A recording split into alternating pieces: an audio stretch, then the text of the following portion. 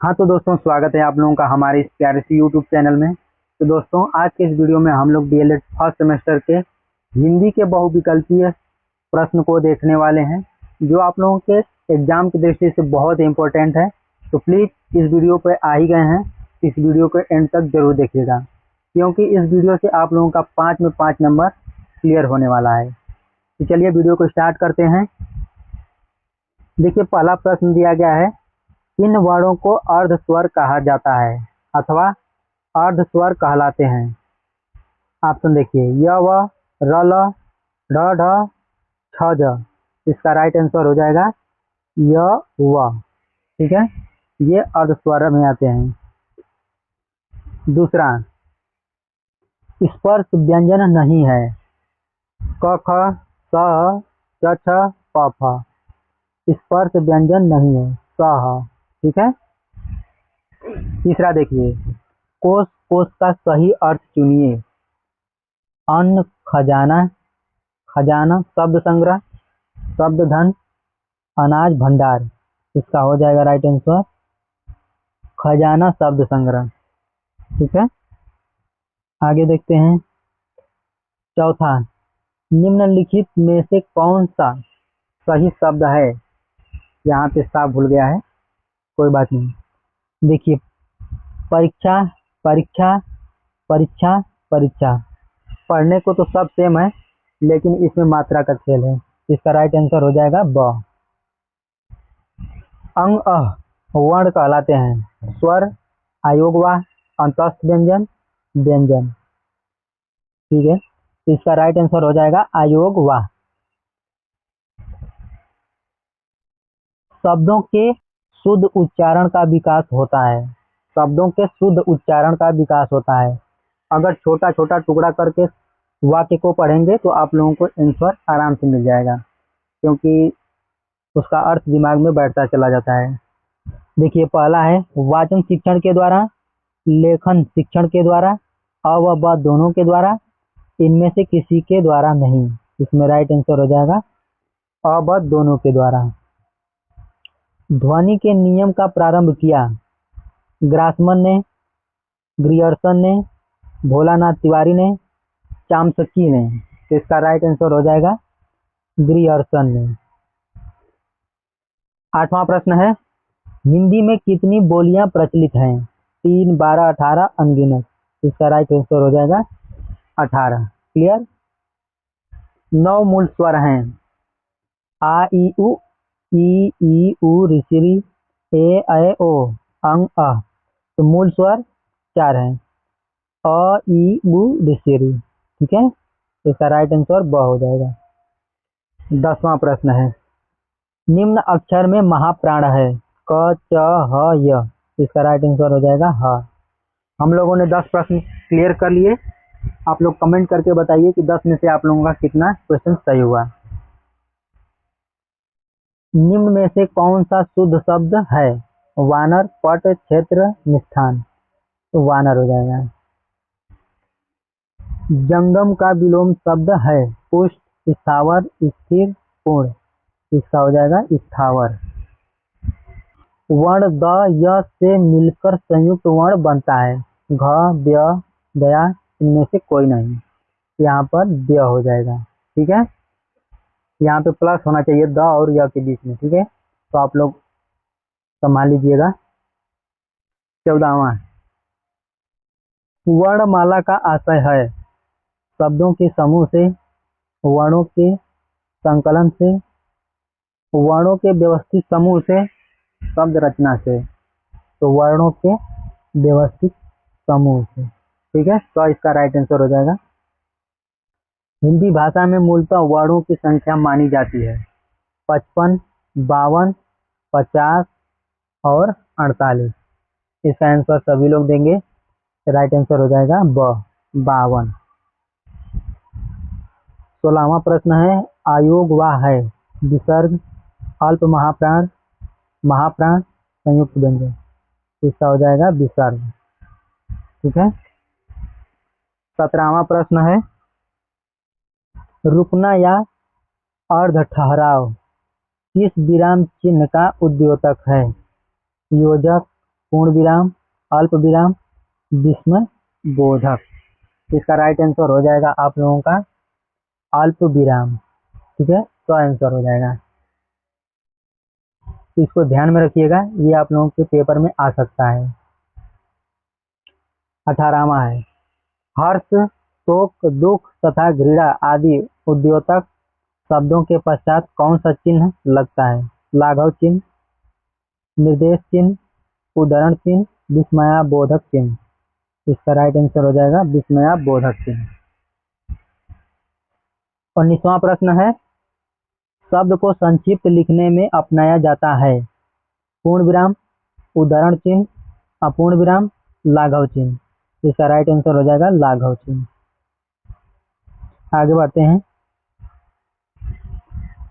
शब्द से अर्थ को स्पष्ट करने के लिए अपनाया जाता है?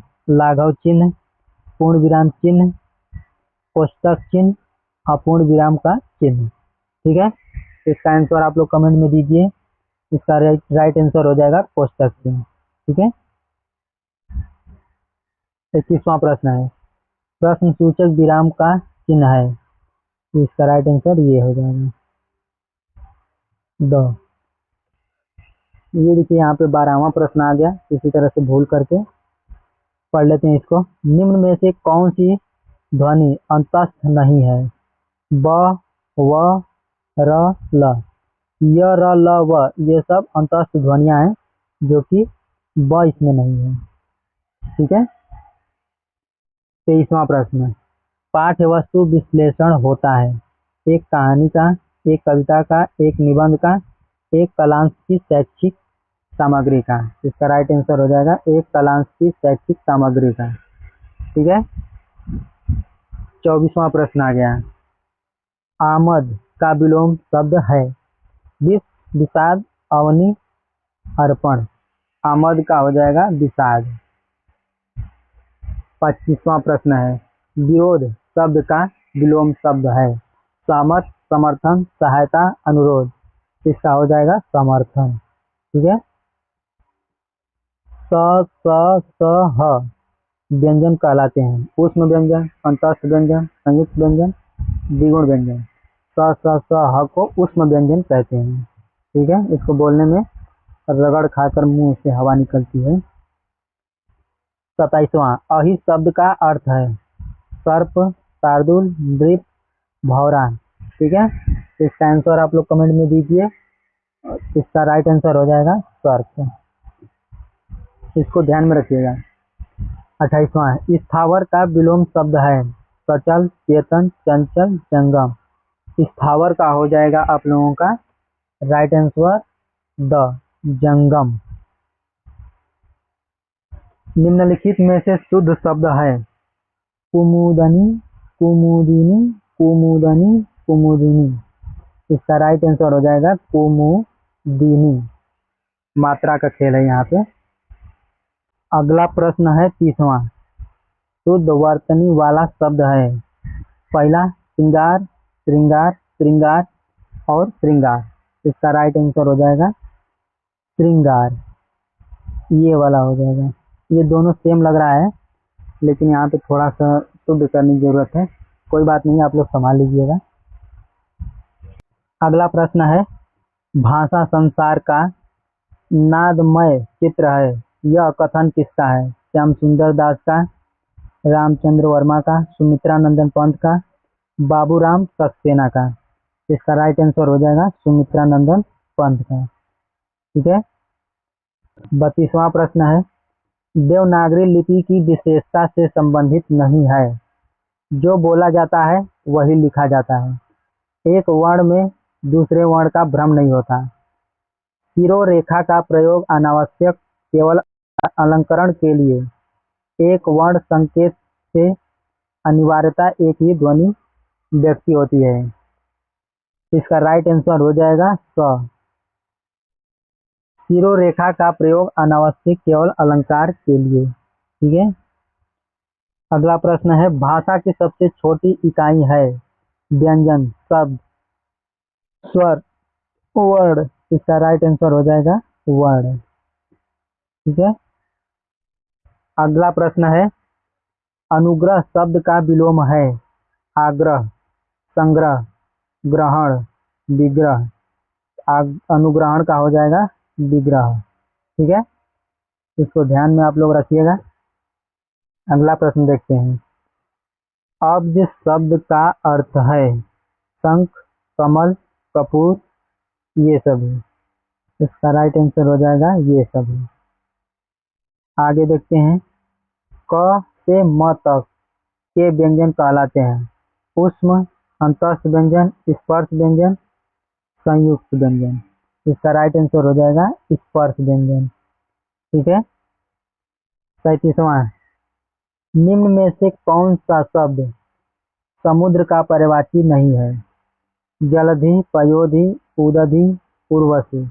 इसका राइट आंसर हो जाएगा उर्वशी। ठीक है। आगे देखते हैं। निम्न में से कौन सा शब्द हिमालय का पर्यायवाची नहीं है? गिरिराज, हिमाद्री, गिरिजेश, नगराज। इसका राइट आंसर हो जाएगा गिरिजेश। अगला प्रश्न है। निम्न में से कौन सा शब्द सरस्वती का पर्यायवाची नहीं है? महाश्वेता, बीड़ापाड़ी, भारती, पद्मा। इसका राइट आंसर हो जाएगा पद्मा। 40वां है। निम्न में से कौन सा शब्द सूर्य का पर्यायवाची नहीं है? निशाकर, दिनेश, प्रभाकर, दिनकर। इसका राइट आंसर हो जाएगा निशाकर। अगला प्रश्न है। निम्न में से कौन सा शब्द सुंदर का पर्यायवाची नहीं है? ललाम, चारू, मंजूषा, मंजूल। इसका राइट आंसर हो जाएगा आप लोगों का मंजूषा। ठीक है, ये सुंदर का पर्यायवाची नहीं है। अगला प्रश्न है। उज्ज्वल का समानार्थी है धवल, स्वच्छ, कुंठा, पवित्र। उज्ज्वल का हो जाएगा धवल। अगला प्रश्न है आप लोगों का 43वां। ऊर्जा का समानार्थी है तीक्ष्ण, उष्णता, तीव्रता, ओज। ऊर्जा का समानार्थी ओज हो जाएगा। ठीक है। अगला प्रश्न है 44वां। गृह कार्य में प्रश्न करवाए जाते हैं अवबोध की दृष्टि से, ज्ञान की दृष्टि से, अव व दोनों में से, इनमें से कोई नहीं है। इसका राइट आंसर हो जाएगा अव दोनों में से। अवबोध की दृष्टि से भी, ज्ञान की भी दृष्टि से। वाचन शिक्षण की विधि है संप्रेषण विधि, अनुकरण विधि, अव दोनों, इनमें से कोई नहीं। तो वाचन शिक्षण की विधि में संप्रेषण यानी बातचीत करना भी आ जाता है और देखकर नकल भी करना आ जाता है। इसका राइट आंसर हो जाएगा अव दोनों। ये हमारा अंतिम प्रश्न था। आप लोग 45 में से बताइएगा कितना आप लोगों का सही हुआ। और वीडियो अच्छी लगी हो तो वीडियो को लाइक करके चैनल को सब्सक्राइब जरूर कर लीजिएगा, क्योंकि ऐसे ही काम की वीडियो आप लोगों को मिलती रहती है। फिर मिलते हैं अगले वीडियो में, तब तक के लिए धन्यवाद।